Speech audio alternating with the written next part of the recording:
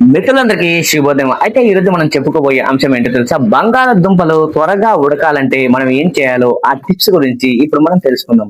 బంగాళదుంపలు ఉడకబెట్టడానికి ఎక్కువ సమయం పడుతుందని చాలా మంది ఇబ్బంది పడుతూ ఉంటారు. కానీ కొన్ని సులభమైన కిచెన్ టిప్స్ పాటిస్తే బంగాళదుంపలను తక్కువ సమయంలో ఉడకబెట్టొచ్చు.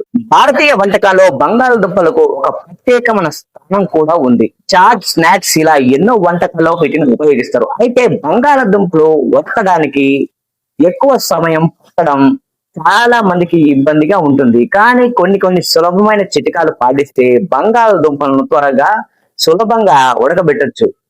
ముందుగా బంగాళదుంపలను తీసుకొని చిన్న చిన్న ముక్కలుగా కట్ చేయాలి. బంగాళదుంపలను పూర్తిగా ఉడకబెట్టడం కంటే సగం లేదా చిన్న చిన్న ముక్కలుగా కట్ చేసి ఉడకబెడితే అవి త్వరగా ఉడుకుతాయి. ఇలా చేయడం వల్ల వేడి లోపలికి త్వరగా చేరి తక్కువ సమయంలోనే మెత్త అవుతాయి. వేడి నీటిలో చేయండి. చాలా మంది చల్లటి నీళ్ళలో బంగాళదుంపలను వేసి ఉడకబెడతారు. కానీ ముందుగా నీటిని వేడి చేసి అందులో బంగాళదుంపలు వేసి అవి త్వరగా ఉడుకుతాయి. ఇది గ్యాస్ కూడా మీకు ఆదా అవుతుంది. ప్రెషర్ కుక్కర్ ని సరైన విధంగా వాడాలి. కుక్కర్ లో ఎక్కువ నీరు పోసి ఉడకడానికి ఎక్కువ సమయం పడుతుంది. తక్కువ నీటితో 2 నుంచి 3 విజిల్స్ వచ్చే వరకు ఉడికిస్తే సరిపోతుంది.